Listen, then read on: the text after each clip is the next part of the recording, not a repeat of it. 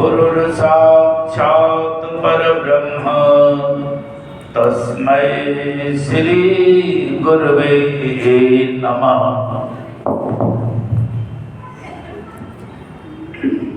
कं करोति वाचालं पंगुमलंघयते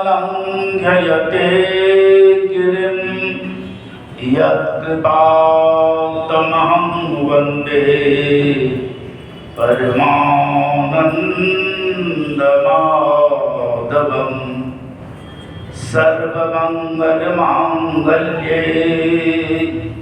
शिवे सर्वार्थसाधिके शरण्ये त्र्यंबके गौरी नारायणी नमस्तुते।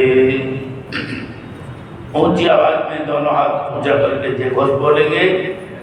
बोलिए प्रेम से श्री सद्गुरुदेव महाराज की जगत जननी श्री माता की श्री आनंद कंद भगवान की परम पूजा माता श्री अमृता जी की कोई श्री विभूति महाराज की कोई श्री सुयस जी महाराज की सभी दिव्य विभूतियों की सच्चे दरबार की मानव धर्म की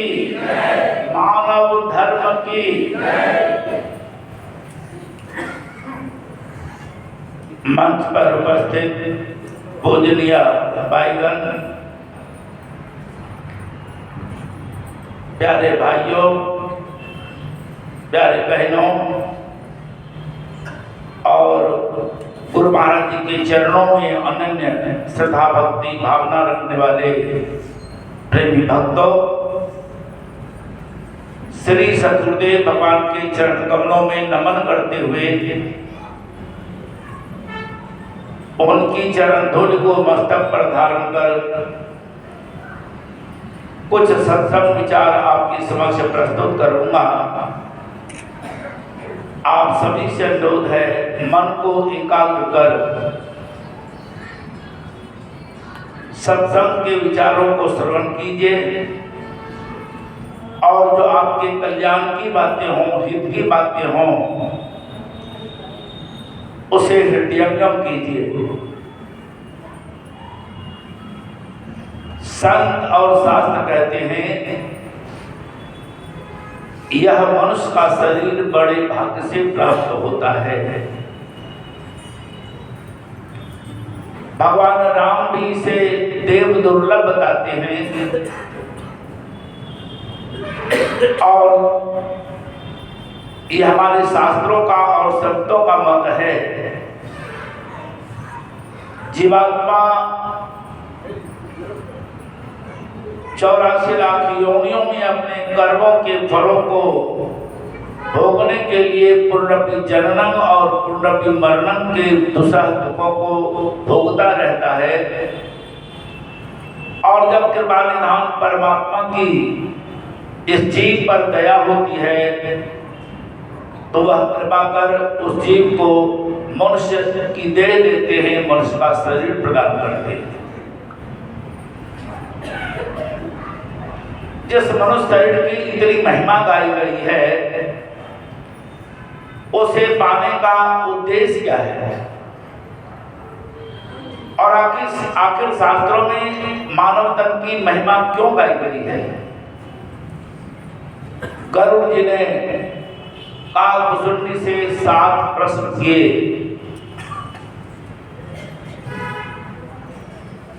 उन प्रश्नों में एक प्रश्न है, सबसे उत्तम शरीर क्या है?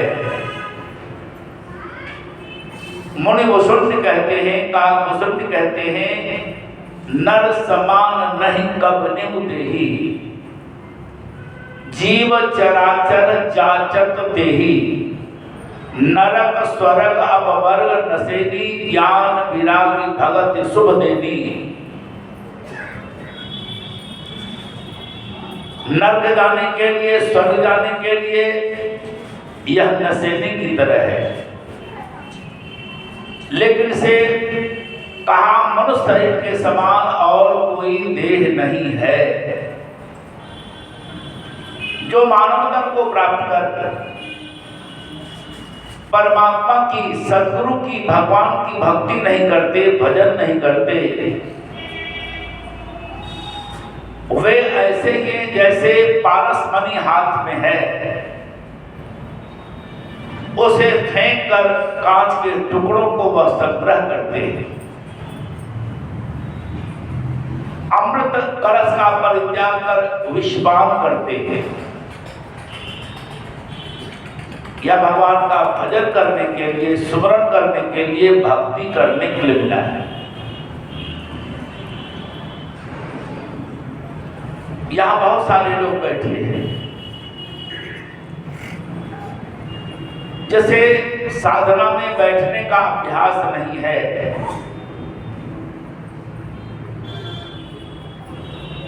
वह आसन लगाकर बैठ नहीं पाता है। हाँ, कुछ रोग अगर है, किसी को कोई परेशानी है, तो बैठने में असुविधा होती है, ये माना जा सकता है।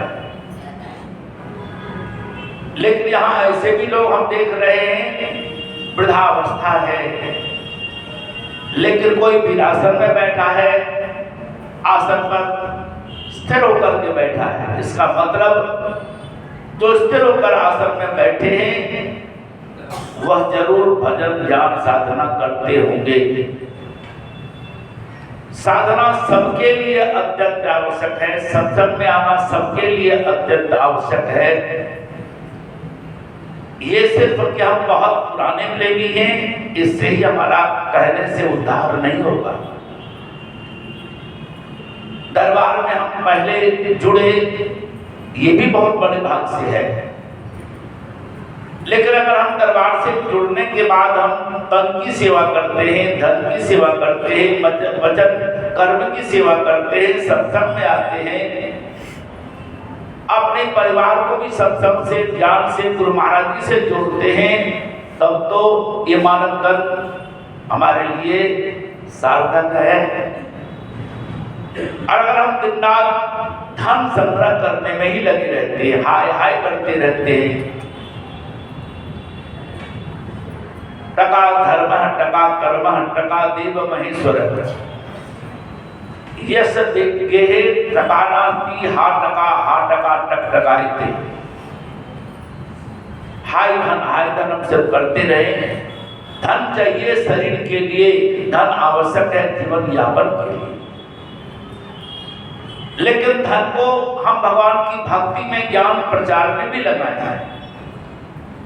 सिर्फ भोगों में लगाने के लिए, भोगों की वस्तुओं के संग्रह करने के लिए धन नहीं है। ये बार बार हम सत्संग में सुनते हैं। सोने की लंका पाने के बाद भी रावण के हृदय में संतोष नहीं था, शांति नहीं थी, स्थिरता नहीं थी। दुर्योधन तो अपने मामा की सहायता से, प्रपंच करके, छल करके, जुआ के माध्यम से अपने भाई पांडवों के राज्य का भी अपहरण कर लेता है। कृष्ण जब शाम के दूत बन करके हस्तिनापुर पधारे हुए, वे कहते हैं नियमानुसार इस राज्य पर, हस्तिनापुर पर पांडवों का अधिकार होना चाहिए, क्योंकि पांडवों के पिता महाराज पांडु ही इस देश के राजा थे। वह तो जंगल में विश्राम करने के लिए गए थे, अकस्मात उनकी मृत्यु हो गई और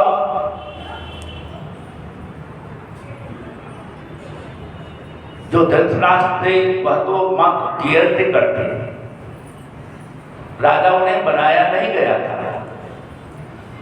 जब तक राजा आ नहीं रहा है महल में, तब तक के लिए वह थोड़ी देर के लिए मुकुट को धारण करते हैं।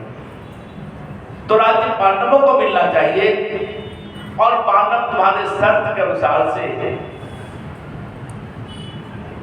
12 वर्ष का वनवास और 13वें वर्ष का अज्ञातवास भोग कर आए हैं, अब तो उन्हें उनका राज्य दे दो, और अगर यह भी संभव नहीं तो आधा राज्य दे दो। भगवान इतना अपने आप को वहां नीचे झुकाते हैं, कहते हैं उन पांडवों के गुजर बसर के लिए 5 गांव भी दे दो। लेकिन दुष्ट दुर्योधन कहता है युद्ध किए बिना हे श्री कृष्ण, सुई की नोक के बराबर भी मैं धरती पांडवों को नहीं दे सकता। और वह बार बार युद्ध के लिए कृष्ण को ललकारता है। कृष्ण कहते हैं ठीक है, फिर युद्ध के लिए पांडव भी तैयार है, और अपने अपने जो प्रतिज्ञाएं थी पांडवों की, वह अपनी अपनी प्रतिज्ञाओं को भी पूरा करना चाहते थे। और 18वें दिन जब सारी कौरव सेना समाप्त सी हो गई, अपना प्राण बचाने के लिए कुरुक्षेत्र के एक तालाब के अंदर जल को माया से स्तंभित करके वह छिप जाता है। दुष्ट दुर्योधन पांडवों से ललकारते हैं और गदा युद्ध होता है। और गदा युद्ध में नियम तो है जांघ पर गदा का प्रहार नहीं करता, लेकिन क्षत्रिय अपने प्रतिज्ञा को हर तरह से पूरा करना चाहता है। और भीम ने प्रतिज्ञा किया था, जिस जांघ पर तुमने द्रौपदी को बैठाने की चेष्टा की थी, उन जांघ को मैं चकनाचूर कर दूंगा अपनी गदा से। सूर्यास्त से पहले युद्ध चल रहा है दोपहर के बाद, और अपने विशाल गदा से भीम जब उसकी जांघ को चकनाचूर कर देता है, रात भर तड़पता रहता है, खून उगलता रहता है,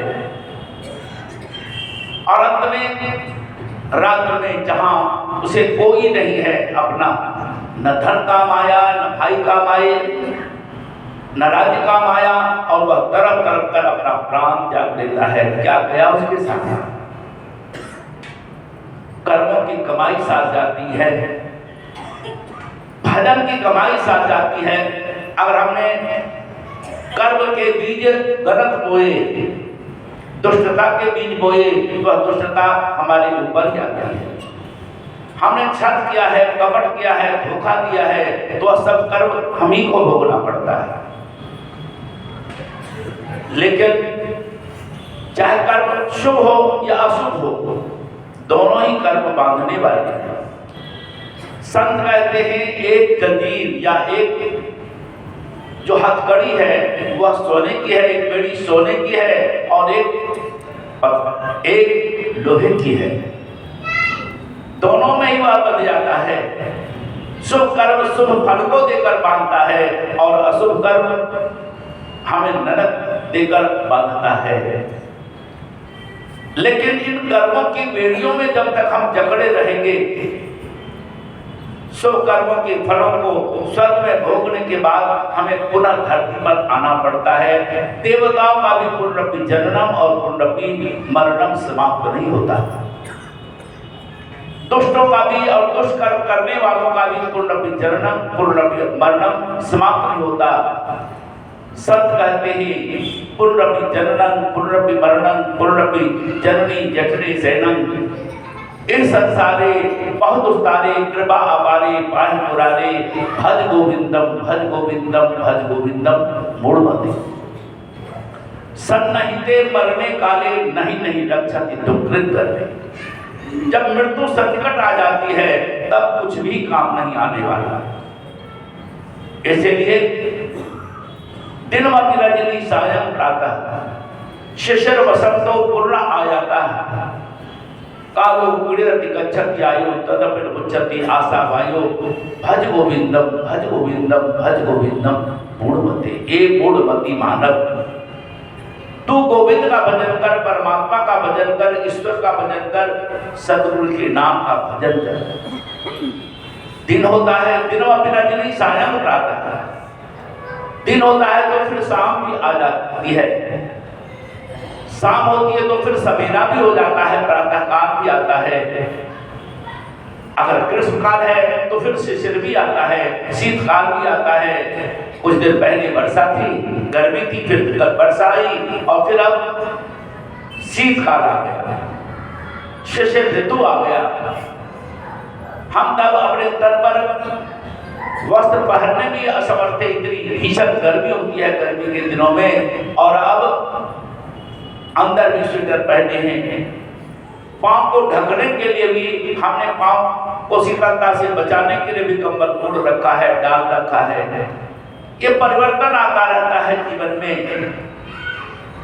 लेकिन कालो क्रीडति गच्छति आयु तदभिर्मुच्यति आशावायु अंगम गलितम पलितम मुंडम दसन विहीनम जातम तुंडम वृत्तो यात गृहीत्वा दंडम तदभिर्मुच्यति आशा पिंडम भज गोविंदम भज गोविंदम भज गोविंदम बोलते। आजकल तो कोई आदमी बूढ़ा नहीं होता, बाल सबके हमेशा काले ही रहते। लेकिन आज से 2500 साल पहले आचार्य शंकर कहते हैं अंगम गलितम पलितम मुंडम, ये जो सिर के बाल है वो क्या हो गए, पलित हो गए, धवल हो गए, सफेद हो गए, बुढ़ापा आ गया, कमर झुक गई, लाठी सहारे हम चल रहे हैं, मुंह के दांत सब झड़ गए हैं, मुंह पोपला हो गया है। लेकिन एक गुणवंती मानव कब तो भजन करेगा भगवान का, कब सुमरण करेगा नाम का, नाम की कमाई हम कब करेंगे, सेवा हम कब करेंगे, सत्संग हम कब आएंगे। कानपुर की आबादी लाखों है, उत्तर प्रदेश का सबसे बड़ा शहर है कानपुर, व्यापारिक केंद्र भी है उत्तर प्रदेश का। लेकिन धन और वैभव में भगवान का भजन विस्मरण हो जाता है। सत्संग में जब हम आते हैं तो सत्संग में हमें प्रेरणा मिलती रहती है। सत्संगत्वे निसंगत्वम, निसंगत्वे निर्मोहत्वम, निर्मोहत्वे निश्चलत्वम, निश्चलत्वे जीवन मुक्ति। संसार के बंधनों से मुक्ति का एक ही उपाय है कि हम भगवान के चरणों से प्रेम करें, सद्गुरु के चरणों से प्रेम करें, नाम से प्रेम करें, सुमरण करें। नाम की कमाई हमारे साथ जाने वाली है। कबीर महात्मा कहते हैं साईं इतना दीजिए ताप जामे कुटुंब समाए, मैं भी भूखा ना रहूं साधु भूखा जाए। कबीर महात्मा गृहस्थ का परित्याग नहीं करते थे, अपने रोजी रोजगार के लिए, परिवार की पालना के लिए। जो लाए के घर में जन्म लिए थे तो वह कपड़ा बुनते थे। आज से 50-60 साल पहले खड्डी पर कपड़े बुने जाते थे। कबीर भी महात्मा कबीर भी उसी तरह से कपड़े बुनते थे। और आज भी हाट मेला लगता रहता है, कहीं सोमवार का हाट लगता है, कहीं शुक्रवार का, कहीं मंगलवार का, कहीं बुधवार का। तो वे भी फेरी करते थे, जहां जहां मेला ठेला लगता था वहां जाकर वह बेचते थे। लेकिन वो इतना ही चाहते थे, प्रभु मेरे घर में साधु महात्मा आए, उनकी भी मैं सेवा कर सकूं और हमारे परिवार का भी परिपालन हो। लेकिन ऐसा करते हुए भी, कपड़ा बुनते हुए भी, खट्टी चलाते हुए भी, घर गृहस्थ में रहते हुए भी न वे सत्संग छोड़ते थे न भजन छोड़ते थे। नामदेव हमारे देश के अंदर बहुत बड़े नाम से प्रेम करने वाले, भगवान से प्रेम करने वाले भक्त हुए। उनका जन्म सिंपी परिवार में हुआ। एक होता छिंपी और एक होता सिंपी। जो कपड़े की रंगाई करता है उसे छिंपी बोलते हैं, और जो कपड़े की सिलाई करता है उसको सिंपी बोलते हैं महाराष्ट्र में। पारिवारिक यही परिवेश था। वे भी मैंने ठेले जाकर जो सिले हुए कपड़े थे बेचते थे। पहले नाम का ज्ञान नहीं था। विठल में अनुराग हो गया था और विठल उसके प्रेम से प्रकट होकर उसके सामने उसके हम रूप बालक के रूप में, हम उम्र बालक के रूप में प्रकट होकर दर्शन देते, उसके दिए गए दूध को पीते, फल को खाते। तब नामदेव किसी को भगवान की भक्ति मानते थे। लेकिन धीरे धीरे ज्ञानदेव की संत ज्ञानेश्वर की संगति में सत्संग मिला, प्रेरणा मिली और फिर बाद में विश्वा खेचर के पास जाकर उन्होंने नाम को जाना। पहले से मूर्ति में भगवान देखते थे, लेकिन अब वह कण में सब में भगवान देखने लगे। जर्रे जर्रे में है झांकी भगवान की, किसी सूझ वाली आंखें पहचान। नामदेव ने पकाई रोटी कुत्ते ने उठाई, पीछे घी का कटोरा लिए जा रहे। प्रभु रूखी तो न खाओ, थोड़ा घी तो लेते जाओ, क्यों अपना रूप छिपा रहे। तेरा मेरा एक नूर, फिर काहे को हजूर, तूने सकल बनाई है स्वाम की। जर्रे जर्रे में है झांकी भगवान की, किसी सूझ वाली आंख ने पहचाना। सूझ की आंख गुरु से प्राप्त हुई और तब नामदेव अपने हृदय मंदिर में ही भगवान का दर्शन करते थे। सत्संग वह भी नहीं छोड़ते थे और वह ज्ञान का प्रचार भी करते थे, गृहस्थ का पालन भी करते थे। नामदेव ज्ञान का प्रचार करते करते पंजाब तक गए। पंजाब में भी नामदेव को बहुत प्रेम से लोग देखते हैं, श्रद्धा से लोग देखते हैं। मेरे कहने का तात्पर्य, हमारा जन्म चाहे ब्राह्मण कुल में हुआ, चाहे हरिजन कुल में जन्म हुआ, लेकिन अगर हम भगवान की भक्ति करते हैं तो हमारा जीवन सार्थक है। 5 तत्व का पुतला हम सब का है, चाहे सन्यासी रूप में है, गृहस्थी रूप में है, चाहे बालक रूप में है, वृद्ध रूप में, स्त्री रूप में है, पुरुष के रूप में है, लेकिन 5 तत्वों का यह झूला है। भगवत कृपा से मिला है। 5 तत्व पशुओं की भी योनि में है, वहां भी क्षिति जल पावक गगन सबीर है, लेकिन नरतन मिला है। इसे सार्थक हम कैसे करेंगे? जब हम भगवान की भक्ति करेंगे, भगवान का भजन करेंगे। जगह जगह सत्संग का आयोजन होता था पहले। महाभारत काल में, पौराणिक काल में 12 वर्ष के सत्संग सत्र के का आयोजन होता था, ऐसा लिखा हुआ है। और हमारे देश के अंदर 12 वर्ष के बाद हरिद्वार में, उज्जैन में, नासिक में, प्रयागराज में कुंभ पर्व का आयोजन होता है। और आने वाले साल में विशाल कुंभ का आयोजन हो रहा है। दुनिया का सबसे विशालतम अगर कोई पर्व है, मेला है, तो वह है कुंभ महापर्व।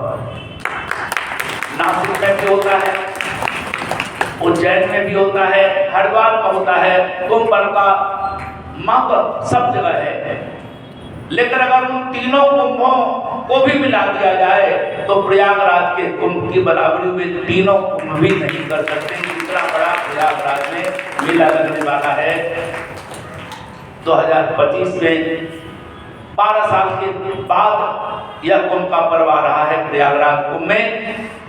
और गुरु महाराज जी चाहते हैं कि कुंभ पर्व में मानवदान सेवा समिति के द्वारा एक ऐसा सद्भावना सम्मेलन का आयोजन हो, ऐसी तैयारी हो, भक्तों को भी सत्संग की सत्ता में स्नान करने का सौभाग्य प्राप्त हो और जनमानस को भी सत्संग का लाभ मिले। इसके लिए दिनांक 27, 28 और 29 जनवरी को त्रिदिवसीय सद्भावना सम्मेलन का आयोजन होने जा रहा है। 2025 में सेक्टर 8 में हमें प्लॉट मिला है। कल ही पर्ची प्राप्त हो पाई। सेक्टर 8 में वह प्लॉट है और बहुत कम जमीन थी, बहुत कम जमीन थी। और पिछले बार जब 2019 में जो लोग प्रयाग गए होंगे, सड़क पार करके अपने पंडाल से प्राप्त बाहर आकर के सड़कों पर लोग सोए थे, जबकि तब भी हमारा प्लॉट बहुत बड़ा था, आसपास के सारे प्लॉटों से बड़ा था और सबसे बड़ा आयोजन था।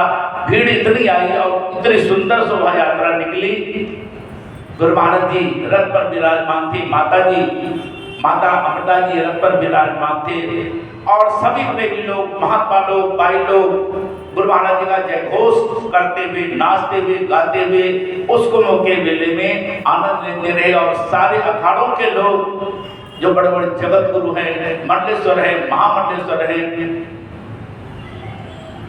वे सभी अपने अपने पंडालों से बाहर आकर महाराज जी के सुंदर स्वरूप को निहार रहे थे, दर्शन करके आनंदित हो रहे थे और आप भक्तों को बहुत आनंद मिला। तो पिछले 2019 के भी अर्ध से एक विशाल तैयारी चल रही है, बहुत बड़ा पंडाल लगेगा और आप सबको वहां पहुंचना है। जितने भी प्रेमी हैं, ठंड के भय से घर में ही यहाँ छुपे नहीं रह रहा। ट्रेनों में भी जब यात्रा करते हैं तो कौन ऐसा प्रेमी है, चाहे गरीब है चाहे अमीर है, कोई यात्रा कर रहे हैं तो हम कम से कम 2 कंबल, एक बिछाने के लिए और एक ओढ़ने के लिए ले जाते हैं। और आजकल का कंबल तो बहुत मोटा भी नहीं होता है। हम चाह रहे हैं किराए पर हमें रजाई गद्दे मिले, बहुत प्रयास कर रहे हैं, लेकिन सारे अखाड़े के लोगों को, उन गुरुओं को अपने अपने शिष्यों के लिए कंबल चाहिए, रजाई चाहिए, गद्दे चाहिए। तो कई सब दिल्ली से, हरिद्वार से सब जगह हम पता कर रहे हैं, लेकिन कहीं मिल नहीं रहा। तो प्रयास करेंगे और किराए पर भी आपको मिल पाएगा, हमें चाह रहे हैं। लेकिन अपने साथ तो जब यात्री बन करके जाएंगे और जब आप वहां तीर्थ करने के लिए जाएंगे तो आपको कम से कम गर्म कपड़े अपने लिए पहनने के और ओढ़ने के लिए, बिछाने के लिए जरूर लेके जाना है।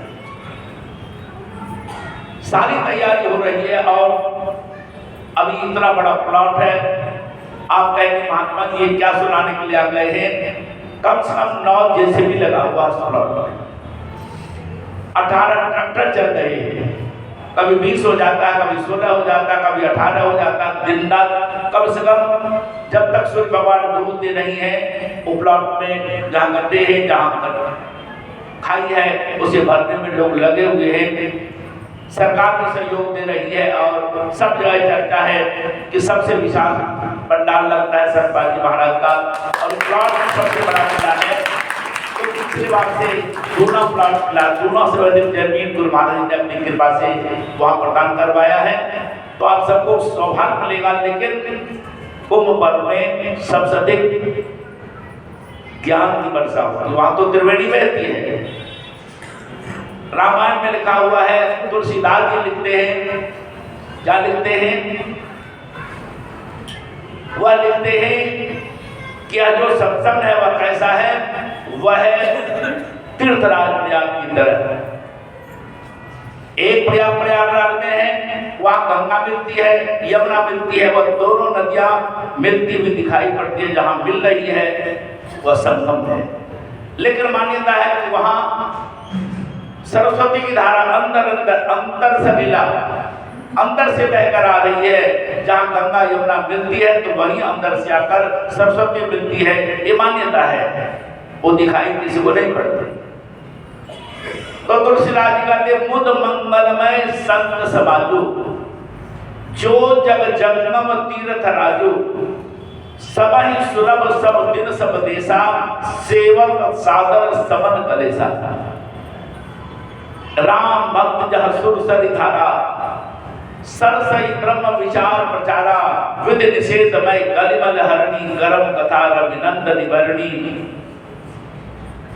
हरिहर कथा विराजत बेनी, सुनत सकल बुध मंगल देनी। पट विश्वास अचल निज धर्मा, तीर्थ राज प्रयाग सुकर्मा। आकत अलौकिक तीर्थ राव, देय सत्य पर प्रगट प्रभाव। सुनि समुझै जन मुदित मन, मज्जहि अति अनुराग। लहाई चार फल अछत तनु, साधु समाज प्रयाग। तुलसीदास जी ब्राह्मण कुल में जन्म लेते हैं, कर्म कांड भी जानते हैं, चारों वेदों का भी ज्ञान है। लेकिन वह तीर्थराज प्रयाग में भी रहते हैं। तीर्थराज प्रयाग में भी उनका बसेरा हुआ और ये कहते हैं कि त्रेता युग में यहाँ भरद्वाज ऋषि का आश्रम था। भरद्वाज बहुत विद्वान थे, वेदों में उनके बहुत सारी ऋचाएं हैं और उनके खानदान के लोगों की भी बहुत सारी ऋचाएं वेदों के अंदर है। और उन ऋषियों में सबसे अधिक आयु वाले ऋषि कौन थे? भरद्वाज। उनके आश्रम में ही माघ मेले में हर साल 1 महीने का माघ मेले का पर्व लगता था। पुष महीने की पूर्णमासी से लेकर माघ पूर्णमासी तक 1 महीने का ये मेला लगता है। कथाएं होती थी, उनके आश्रम नहीं होते थे। जितने भी ऋषि मुनि और सुरत आते सबके भोजन विश्राम की व्यवस्था होती थी। इतना विशाल आश्रम था भरद्वाज का। वेदों के ज्ञाता भी थे, बहुत बड़े वैज्ञानिक भी थे। कैसे विमान बनाया जाता है, आज मुश्किल से 300 साल हुए होंगे हवाई जहाज का आविष्कार। लेकिन आज से हजारों साल पहले महर्षि भरद्वाज ने विमान कैसे बनाया जाता है, उसमें क्या क्या होता है, सारी बातें दी थी। जो लोग बड़ौदा के म्यूजियम में गए होंगे, वहां ताड़पत्रों पर एक ग्रंथ लिखा हुआ है जिसका नाम है यंत्र सर्वस्व। उसका दूसरा नाम है भरद्वाज वैमानिकी। सारी बातें लिखी गई है। तो बहुत बड़े विद्वान भी थे, बहुत बड़े ऋषि भी थे, बहुत तीर्थराज प्रयाग में रहने वाले थे। जब भगवान राम जा रहे थे वनवास में, तो गंगा यमुना पार करने के बाद वह भरद्वाज आश्रम में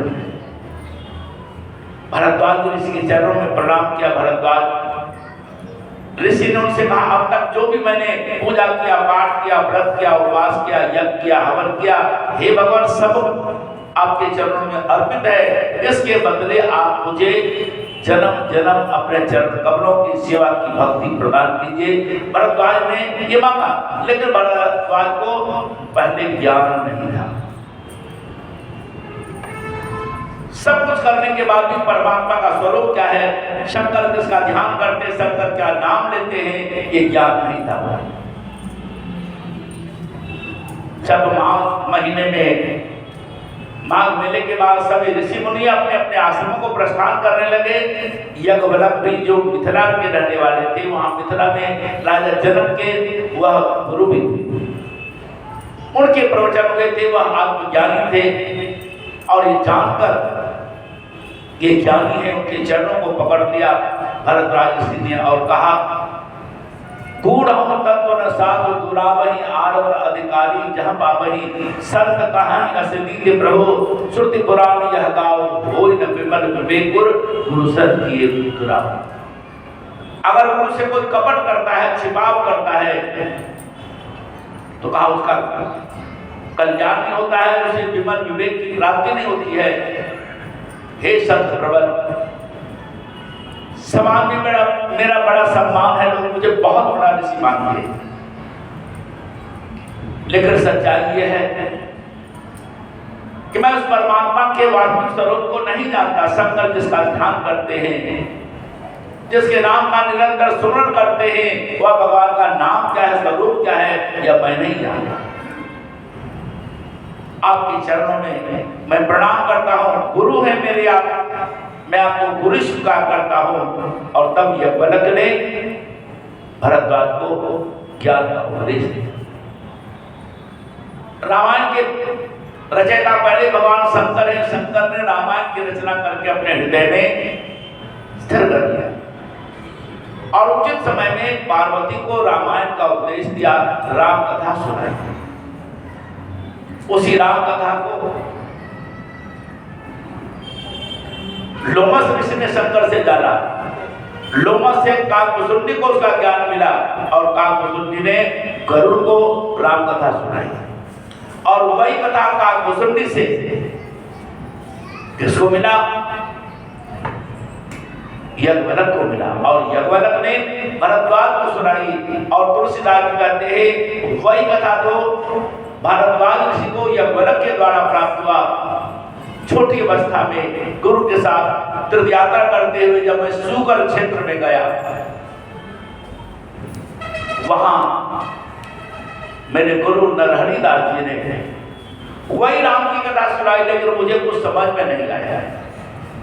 तब मैं बिल्कुल कम उम्र का था, ना समझ था, लेकिन गुरु ने कृपा किया और मेरे हृदय में ज्ञान की प्राप्ति हुई। उसी कथा को जहां जहां हुई कथा, उस सबके साथ को और अपने हृदय के उद्गार को भी, अपने अनुभव को भी मैं इस रामचरितमानस में उद्धृत कर रहा हूं। रामायण की रचना मैंने इसलिए नहीं की कि लोगों को रामचरित का ज्ञान नहीं था, लेकिन तुलसीदास जी कहते यही मह रघुपति नाम उदारा, अति पावन पुराण सुख सारा, मंगल भवन अमंगल हारी, उमा सहित यही जपत बड़ा। जो मंगल का भवन है, अमंगल का नाश करने वाला है, और जिसका सुमरन शंकर सहित पार्वती करते हैं, उसी नाम की महिमा मैंने इसमें गाई है। और वह नाम कैसा है? वह नाम ब्रह्म राम ते नाम बरदायक वरदान, रामचरित सतकोटि मह लिय महेश दिय जान। वह नाम निर्गुण निराकार ब्रह्म से और सगुण साकार राम दोनों से श्रेष्ठ है। तुलसीदास जी कहते हैं वरदान देने वालों को भी वरदान देने वाला है। जरा इस बात पर ध्यान दीजिए, शंकर जी निवर्तन है। शंकर किसी बात को वरदान देते हैं, लेकिन नाम तो शंकर को वरदान देने वाला है। भगवान विष्णु ने वरदान दिया भक्तों को, लेकिन नाम विष्णु भगवान को वरदान देने वाला है। ब्रह्मा जी ने वरदान दिए, नाम ब्रह्मा को वरदान देने वाला है। वरदायक वरदान, वरदान देने वालों को भी नाम वरदान देने वाला है। ऐसा नाम कोई साधारण नाम होगा? तुलसीदास कहते हैं वर्णो बंदो नाम राम रघुवर को, हेतु कृष्णानुभान कर को, विधि हरिहर में वेद प्रांशो, अगुर अनुपम गुण निधान सो। मैं इस रामायण में सबसे पहले मैं नाम की वंदना करता हूँ। जो नाम है तो निर्गुण, लेकिन निर्गुण रहते हुए भी सारे गुणों का वह खान है। ब्रह्मा विष्णु महेश और वेदों का वह प्राण है। प्राण के बिना कोई कुछ नहीं कर सकता। महात्मा जी सत्संग नहीं सुना सकते और प्रेमी जी सत्संग नहीं सुन सकते। कोई नेता मंत्री कुछ नहीं कर सकता। प्राण के बिना हम कुछ नहीं कर सकते। नाम के बिना ब्रह्मा जी सृष्टि नहीं कर सकते, भगवान विष्णु पालन नहीं कर सकते, शंकर संहार नहीं कर सकते। उसी नाम का उपदेश गुरु महाराज जी ने आप सब भक्तों को दिया। नाम जानने के बाद ही आप नाम का महत्व समझना नहीं चाहते, क्योंकि आप स्मरण करते नहीं। नाम के धारे आकाश पाताल, नाम के धारे सकल ब्रह्मांड, शब्द धरती, शब्द आकाश, शब्द वयु प्रकाश, सकली सृष्टि शब्द के पाछे और नानक शब्द घटाघट। उसी नाम का उपदेश, जिस नाम का उपदेश गुरु वशिष्ठ ने राम जी को दिया, संदीपनी ने भगवान कृष्ण को दिया, भगवान शंकर ने माता पार्वती को दिया, भगवान कृष्ण ने अर्जुन को दिया। उसी नाम का उपदेश, उसी परमात्मा के स्वरूप का ज्ञान सतगुरुदेव श्री सतपाल जी महाराज ने आप सभी भक्तों को दिया है। और चाहते दुनिया के अधिक संख्यक लोगों को सत्य का ज्ञान मिले, नाम का ज्ञान मिले, अध्यात्म ज्ञान मिले। और वाल्मीकि रामायण में भी लिखा हुआ है महापुरुष की पहचान क्या है। और गीता में भी स्वयं कृष्ण क्या कहते हैं, इदम तू ते गुह्यतम प्रवक्ष्यामि कम्पन सुयमे, ज्ञानम विज्ञान सहितम यज्ञात्वा मोक्ष से अशुभा। तुझ दोष दृष्टि भक्त को यह ज्ञान मैं विज्ञान सहित बताऊंगा। आज एक भी गुरु संसार में आपको दिखाई पड़ता है जो ज्ञान को विज्ञान सहित बताए। एक ही सिर्फ सतगुरुदेव श्री सतपाल जी महाराज ने विज्ञान को विज्ञान सहित हर प्रवचन में वह आज के वैज्ञानिकों को, युवा लोगों को भी प्रेरित करते हैं। यह ज्ञान विज्ञान सहित है, डबोड़ सबकी बातें नहीं है। तो गुरु महाराज जी सारे संसार में देश में सत्य लाना चाहते हैं, देश को जगत गुरु बनाना चाहते हैं और उसी संकल्प को लेकर वह देश के कोने कोने में सद्भावना सम्मेलनों के माध्यम से अध्यात्म ज्ञान का प्रचार प्रसार कर रहे हैं। हम सभी भक्तों का, प्रेमियों का, कार्यकर्ताओं का, सेवा दल के लोगों का ये परम कर्तव्य है, ये मौका मिला है। डाली से पत्ता झड़ जाता है तो फिर डाली में जुड़ता नहीं है। जब तक प्राण है आपके जीवन में तभी तक आप कुछ कर पाओगे। और कई बार करने की इच्छा भी है और बुढ़ापा आ गया, इंद्रियां शिथिल हो गई तो आप चाहकर भी न धन की सेवा कर पाते हैं तो फिर परेशानी हो जाएगी। अभी मौका मिला है, गुरु महाराज जी मिले हैं। पहली बात तो ये मनुष्य शरीर बार बार मिलता नहीं है और आज मिला है। आगे मिले न मिले, मरने के बाद पत्ता टूटा डाल से ले गया पवन उड़ाए। अब के बिछड़े ना मिले दूर पड़ेंगे। कदाचित मनुष्य शरीर मिल भी जाए लेकिन सत्संग न मिले, गुरु महाराज नहीं मिले, फिर क्या होगा? फिर संसार के भोगों में हमारा जीवन समाप्त हो जाएगा और फिर क्या होगा? हम 84 लाख योनि में चले जाएंगे। तो आप लोग विवेकी हैं, समझदार हैं, सेवा के महत्व को समझते हैं, तन की सेवा के महत्व को समझते हैं, भजन की सेवा के महत्व को समझते हैं, धन की सेवा के महत्व को समझते हैं। तो आप सबको, हम सबको तन मन धन का योगदान देकर 12 वर्ष में जो कुंभ महापर्व का आयोजन हो रहा है उसके लिए आप सबको तन मन धन की सेवा की आहुति डालना है। राजा हर्ष थे हमारे देश में। कुंभ पर्वों में जो ज्ञानी गुरु है, तत्व ज्ञानी है, वह जिज्ञासु की खोज के लिए आते हैं। इस भीड़ में बाहरी पूजा पाठ और तीर्थ स्नान में कोई शायद ज्ञान का जिज्ञासु, तत्व जिज्ञासु आया हो तो अपने प्रवचन से वह प्रेरित करते उसे और प्रेरित करके उसके हृदय में ज्ञान की जिज्ञासा उत्पन्न करते और उसकी जिज्ञासा को देखकर वह उसे अध्यात्म ज्ञान देते। जिज्ञासु आता है इस हजारों लाखों गुरुओं में, साधुओं में कोई सच्चा आध्यात्मिकता हो उसकी खोज के लिए आता है। और गुरु तत्ववेत्ता जिज्ञासु के खोज के लिए आते हैं और जब दोनों का स्पर्श होता है, सानिध्य प्राप्त करता है, जब वह जिज्ञासु तो निसंदेह उसे ज्ञान मिलता है। तो आप सभी को भाई ने पहले भी सूचना दी होगी, पत्रिकाओं में भी आपने पढ़ा होगा, ये सूचना पढ़ी होगी। दिनांक 27, 28 और 29 जनवरी को, 29 जनवरी सबसे बड़ा पर्व है कुंभ स्नान का और सबसे बड़ा शाही स्नान है। उसमें किसी का आना जाना मुश्किल हो जाता है। 2 दिन पहले से ही पूरा मेला क्षेत्र प्रतिबंधित हो जाता है, आने जाने के लिए कोई वाहन नहीं आता। चाहे भी आपकी 10-10 आप पास लिए रहेंगे, पास मिलने के बाद भी आपका प्रवेश वर्जित हो जाएगा। अगर उस भीड़ में जुड़ गए तो आप यहाँ से पेट्रोल पंप जाने में ही आधा दिन लग जाएगा। इधर से घुमा कर उधर ले जाएगा, उधर से घुमा कर उधर ले जाएगा, उधर से घुमा कर उधर ले जाएगा। दिन भर में भी अपने कैंप में आप संगम स्नान के बाद पहुंच पाएंगे नहीं पहुंच पाएंगे और वहां इतनी भीड़ होगी दब करके मर भी सकता है, आदमी मरता भी है। इतनी भीड़ होती है और इतना ट्रैफिक हर तरह से यातायात बंद कर दिया जाता है। अपना पंडाल जो है ऐसे जगह पर है, रेलवे स्टेशन से निकट है। हर बार जहाँ मिलता था वहाँ जगह छोटी मिलती थी और पिछली बार भी बहुत असुविधा हुई, बहुत सारे लोग बीमार पड़ गए। और महाराज जी बार बार कहते रहे, अभी भी जून महीने से हम लोग लगे हुए थे लेकिन नहीं मिल रहा था। लेकिन महाराज जी की कृपा के बिना कोई काम होता नहीं है।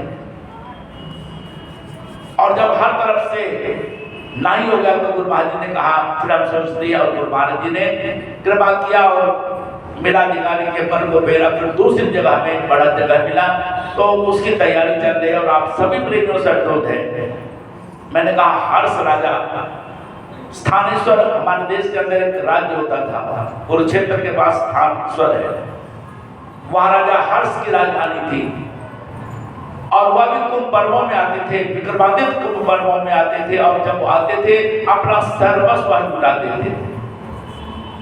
राजा हर्ष की एक बहन थी, राजा हर्ष आते थे अपना सब कुछ लुटा देते थे, हम तक कि कोई अगर अपना उनके तन का वस्त्र मांग देता था वह भी दे देते थे। तो उनके तन को ढकने के लिए उनकी बहन अपनी आधी साड़ी उड़ा देती थी। एक उदाहरण दे रहा हूं, अर्थात धर्म के लिए, परमार्थ के लिए, वह राष्ट्र के लिए, गरीबों को दान के लिए, धर्म के लिए वह अपना सर्वस्व लुटा देते थे, दान देते थे। तन पवित्र सेवा किए, धन पवित्र के दान, मन पवित्र हरि भजन्ते त्रिविध होत कल्याण। सेवा की महिमा गुरु दरबार में ही समझाई जाती है। एक होता है दान और एक होता है सेवा। दान और सेवा में जमीन आसमान का अंतर है। दान देने के बाद दान से हमें यश मिल जाएगा, कीर्ति मिल जाएगी, अगले जन्म में हम भोगों को प्राप्त हो जाएंगे, स्वर्ग को चले जाएंगे। लेकिन कृष्ण कहते हैं ते तक भुक्त्वा स्वर्गलोकम विशालम क्षीणे पुण्ये मृतलोकम विशन्ति। पुण्यों को छीन होने के बाद वे देवता लोग भी मृत लोक में गिरते हैं, उनका भी पुण्य जन्म पुण्य मरणम समाप्त होता है। लेकिन दूसरी बात है सेवा। दुनिया में अब घर में काम करते हैं, नौकरी करते हो, सब काम है। घर में भी झाड़ू लगाएंगे, क्या कहलाता वह काम। लेकिन दरबार में झाड़ू लगाओगे, क्या कहलाता है वह सेवा कहलाती है। वह खाना यहाँ बनाते हैं, रसोईया बनाते हैं, खाना बांटते हैं, लेकिन यहाँ जो भी बर्तन मानेंगे वह भी सेवा है, झाड़ू लगाएंगे वह भी सेवा है, खाना बनाएंगे वह भी सेवा है, खाना बांटेंगे वह भी सेवा है। किताब के स्टॉल पर आप सेवा करते हैं, नौकरी नहीं करते हैं।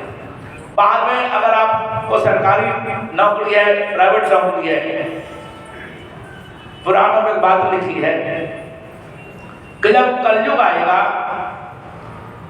तो ब्राह्मण भी शूद्र बन जाएगा, क्षत्रिय भी शूद्र या वैश्य बन जाएगा, वैश्य शूद्र बन जाएगा, या वैश्य तो वैश्य है।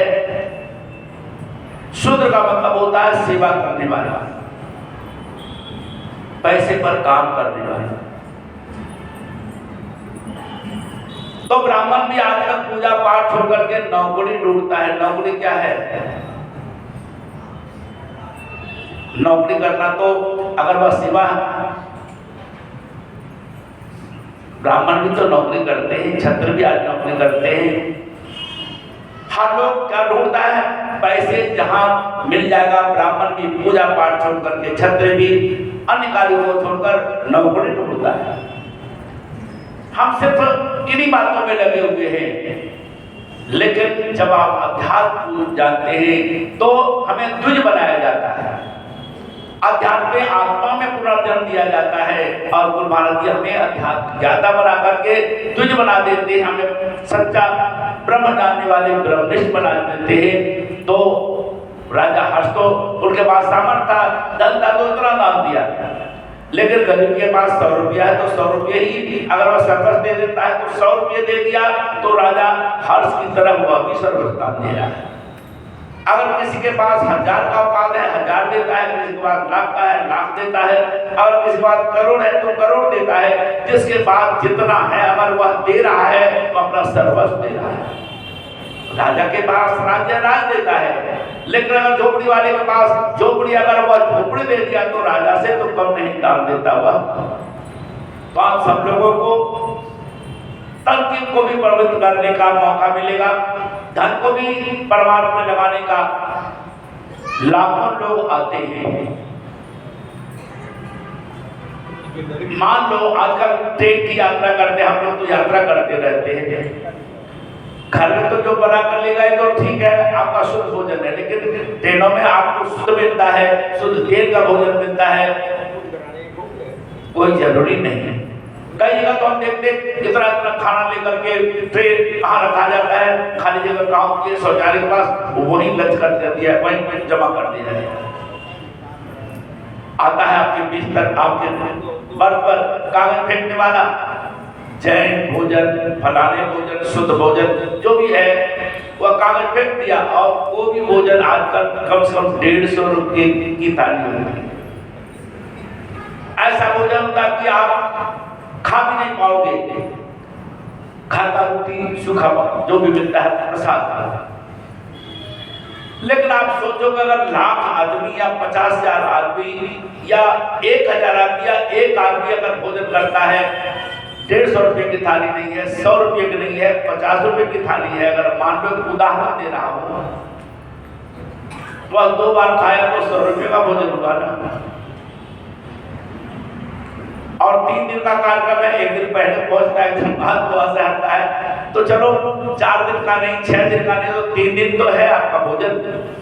तो 3 दिन में आपने 6 बार भोजन किया, तो आप कम से कम 600 रुपये अगर एक आदमी का खर्चा बैठता है, तो अगर मान लो 10,000 आदमी आए तो कितने हो गया, 20,000 आए, 50,000 आए, 50,000 तो कम से कम आएंगे कुंभ मेले में। अब आप इसका गुणा भाग लगाओगे तो लाखों रुपये सिर्फ भोजन भंडारे के हो जाते हैं। वहां बड़ा बड़ा पंडाल लग रहा है। अगर 3 बाउंड्री भी हम करेंगे, हमें जितना बड़ी जगह मिली है, तो कम से कम 3 बाउंड्री में हमें कम से कम 20 लाख रुपए लग जाएंगे सिर्फ बाउंड्री बनाने। आप जाकर रेट पूछो कितना मांगते हैं, सीधे कहते हैं हम तो 3 दिन का थोड़े लेंगे, हमारा तो पूरा महीने का लगेगा ना। तो पूरे महीने का वह चार्ज लेता है, चाहे हम दरिया लें, चाहे कुछ भी ले, तो हर जगह खर्चे होते हैं। तो हम ये गिनाने नहीं आए आपके पास और बताने नहीं आए, लेकिन घर ग्रस्त में है आप, तो आप जानते हैं आजकल कितनी महंगाई आ गई है, हर चीज महंगा है। तो आप लोगों के योगदान से ये सारा काम होगा, और आपसे जब लेते हैं, आपके द्वारा बनवाते हैं, आपके लिए बनाते हैं, और आप ही बांटते हैं और आप ही